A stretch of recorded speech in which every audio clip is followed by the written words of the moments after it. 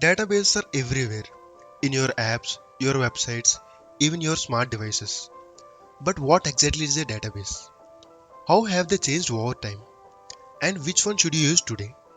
Let's break it down simply and clearly.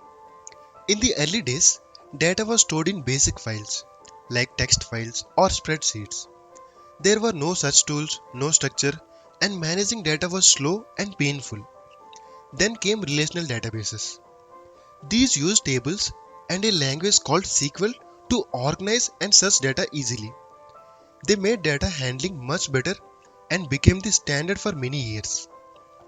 But as technology grew, so did the amount and type of data. Social media, online shopping, sensors, they all created new kind of data. One type of DB wasn't enough anymore.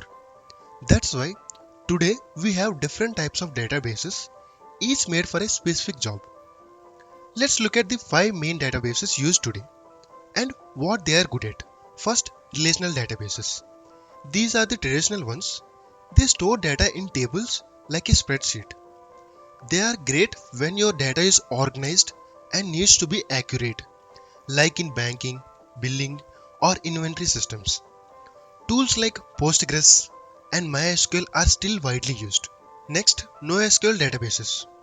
These are more flexible, they don't use tables, and are great for fast growing or messy data. There are different types.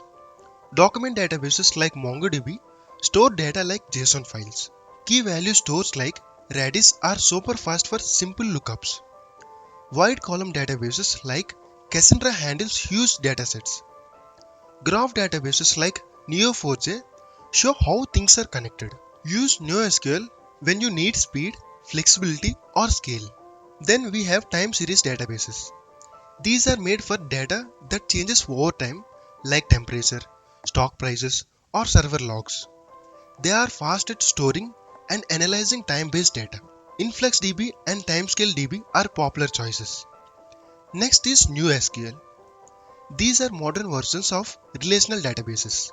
They use SQL but are built to work across many servers. They are great for apps that need both accuracy and global scale.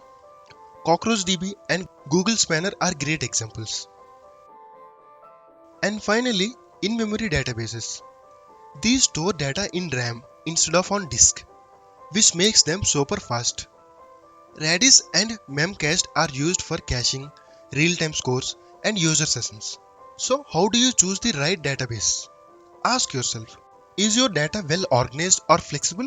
Do you need it to be super accurate or just fast? Will your app grow to millions of users? Do you need to track changes over time? Most modern apps use more than one database, and that's totally normal. It's called Polyglot persistence, using the best tool for each part of your system. Here's how big companies do it. Netflix uses Cassandra for big data and Redis for fast access. Uber uses MySQL for writes and Redis for maps. Instagram uses Postgres for users and Cassandra for feeds. Amazon uses DynamoDB for shopping data and Aurora for orders.